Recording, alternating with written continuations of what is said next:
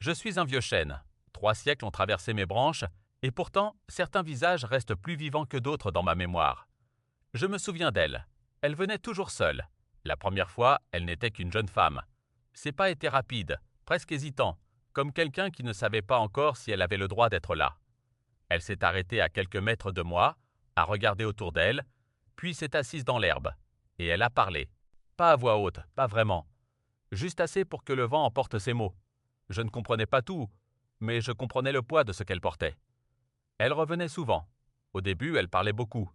Ses phrases étaient longues, désordonnées. Elle riait parfois seule, puis pleurait sans prévenir. Elle racontait ses rêves, un métier qu'elle voulait exercer, une ville qu'elle voulait quitter, un amour qui ne savait pas encore qu'il existait. Les humains ont cette étrange habitude, ils parlent à ce qui ne répond pas. Et pourtant, ils repartent souvent plus légers. Les saisons passaient, elle revenait, toujours au même endroit, toujours face au vent. Un jour, elle est arrivée en courant. Elle riait. Une joie pure, rare. Elle s'est jetée dans l'herbe et a levé les bras vers mes branches. « Je l'ai fait », a-t-elle murmuré. Je ne savais pas ce qu'elle avait fait, mais je savais que quelque chose venait de commencer. Puis, elle est venue moins souvent. Les humains s'éloignent parfois lorsqu'ils trouvent ce qu'ils cherchaient. Les années ont continué. Un printemps, elle est revenue avec un enfant. Une petite fille.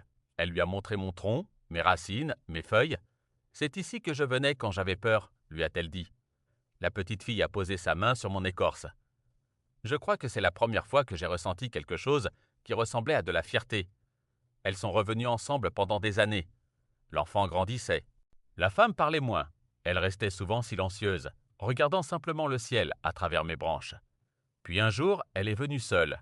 Elle marchait lentement, très lentement. Elle s'est assise comme autrefois, mais son souffle était court. Elle a parlé longtemps ce jour-là. Pas de regrets, juste des souvenirs. Elle a remercié.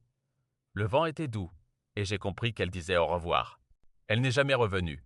Mais un été, la petite fille devenue adulte est arrivée. Elle a pris exactement la même place. Elle a posé sa main sur mon tronc. Elle disait que tu l'avais aidée à rester debout, a-t-elle murmuré. Elle est restée longtemps, en silence, comme si elle écoutait quelque chose que moi seul pouvais entendre. Depuis, elle revient parfois, moins souvent, mais toujours avec ce même regard apaisé.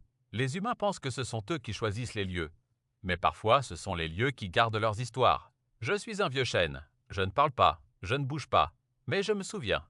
Et tant que quelqu'un viendra s'asseoir ici pour confier ses pensées au vent, je continuerai d'écouter. Si toi aussi tu veux entendre les histoires que j'ai vues au fil des siècles, abonne-toi et reviens demain écouter la prochaine page de mon journal intime.